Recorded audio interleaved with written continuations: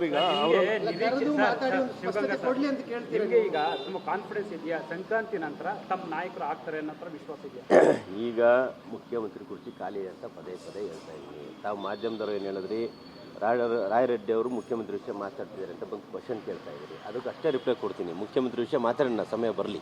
ಸಂಕ್ರಾಂತಿ ನಂತರ ಏನಾಗತ್ತೆ ಅಂತಂದ್ರೆ ಏನು ಕ್ರಾಂತಿ ಆಗುತ್ತೆ? ಸಂಕ್ರಾಂತಿ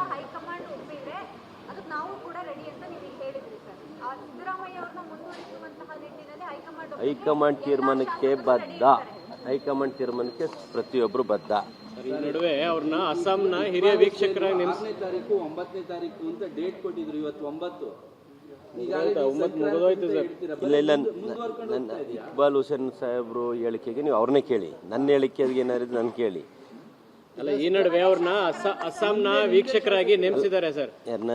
ಡಿ.ಕೆ. ಶಿವಕುಮಾರ್ ಅವ್ರನ್ನ ಅಸ್ಸಾಂ ವೀಕ್ಷಕರಾಗಿ ನೇಮಿಸಿದ್ದಾರೆ. ಏನ್ ಚರ್ಚೆ ಅಂದ್ರೆ 5 ರಾಜ್ಯ ಚುನಾವಣೆ ನಡೆಯೋ ತನಕ ನೀವು ಎಲೆಕ್ಷನ್ ಕೆಲಸ ಮಾಡಿ, ಅಲ್ಲಿ ತನಕ ಇದೇನು ಇಲ್ಲ ಅನ್ನೋ ತರದಲ್ಲಿ ಒಂದು ಮೆಸೇಜ್ ಕೊಟ್ಟಿದ್ದಾರೆ ಅಂತ ಚರ್ಚೆ ಇದೆ. ನಿಮಗೆ ಅಲ್ಲೇ ಇಂಡಿಕೇಶನ್ ತಗೋಬಹುದು ನೀವು. ಅಸ್ಸಾಂ ಚುನಾವಣೆ ಜವಾಬ್ದಾರಿ ಕೊಟ್ಟಿದ್ದಾರೆ. ಯಾಕೆ ಕೊಡ್ತಾರೆ? ನನಗೆ ಕೊಟ್ಟಿದ್ದಾರೆ. ಅವ್ರ ಸಂಘಟನೆ ಇದೆ, ಅವ್ರು ಪರಿಶ್ರಮ ಆಗ್ತಾರೆ, ಗೆಲ್ಸ್ಕೊಂಡ್ಬರ್ತಾರೆ ಅನ್ನೋ ಒಂದು ಕಾರಣಕ್ಕೆ ಅಸ್ಸಾಂ ಚುನಾವಣೆಯ ಜವಾಬ್ದಾರಿ ಕೊಟ್ಟಿದ್ದಾರೆ. ಅದರ ಅರ್ಥ ಏನು?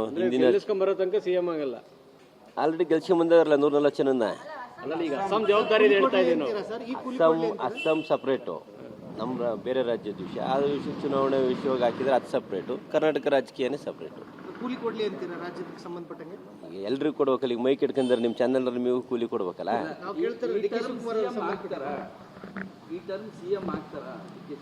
ಹೈಕಮಾಂಡ್ ಮಾಡಿದ್ರೆ ಹಾಗೆ 2.5 ವರ್ಷ ಇದೆ. ಭರವಸೆ ಇದೆ ಸರ್ ನಿಮಗೆ? ಹೈಕಮಾಂಡ್ ಸಿಎಂ ಆಗಿ ಮಾಡುತ್ತೆ ಡಿ.ಕೆ. ಶಿವಕುಮಾರ್ ಅವರಿಂದ ಅನ್ನುವಂಥ ಭರವಸೆ ಇದೆ ತಮಗೆ? ಈಗ ಮುಖ್ಯಮಂತ್ರಿ ವಿಷಯ ಮಾತಾಡ್ಬೇಕು ಅಂದ್ರೆ ಖಾಲಿ ಇರ್ಬೇಕು ಕುರ್ಚಿ ಖಾಲಿದಾಗ ಯಾಕೆ ಮಾತಾಡೋದು? ಸಂಕ್ರಾಂತಿ ನಂತರ ಆಗತ್ತೆ ಕ್ರಾಂತಿ, ಈ ತರದೆಲ್ಲ ಹೇಳಿಕೆಗಳನ್ನು ಕೊಡ್ತಾರೆ. ಕ್ರಾಂತಿ ಅಂತ ಹೇಳಿಲ್ಲ, ಸಂಕ್ರಾಂತಿ ಮೇಲೆ ಮಾತಾಡ್ತೀನಿ ನಿಮ್ಮ ಮಾಧ್ಯಮದವರಿಗೆ ಅಂತ ಹೇಳಿ. ನಿಮಗೆ ಈಗ ತುಂಬ ಕಾನ್ಫಿಡೆನ್ಸ್ ಇದೆಯಾ ಸಂಕ್ರಾಂತಿ ನಂತರ ತಮ್ಮ ನಾಯಕರು ಆಗ್ತಾರೆ ಅನ್ನೋ ವಿಶ್ವಾಸ ಇದೆಯಾ?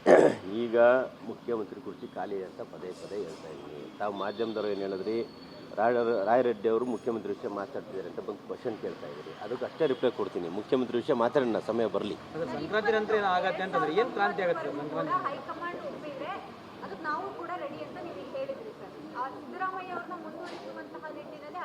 ಹೈಕಮಾಂಡ್ ತೀರ್ಮಾನಕ್ಕೆ ಬದ್ಧ.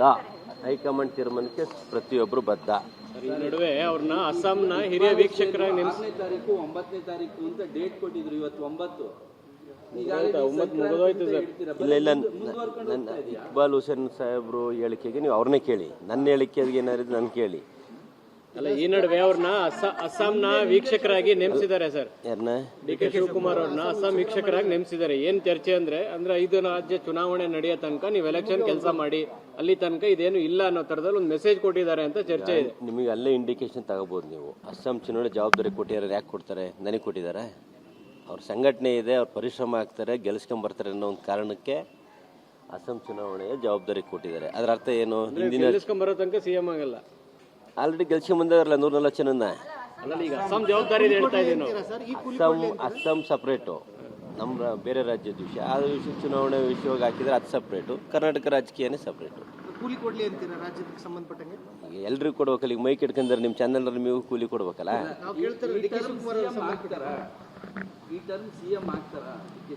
ಹೈಕಮಾಂಡ್ ಮಾಡಿದ್ರೆ ಹಾಗೆ 2.5 ವರ್ಷ ಇದೆ.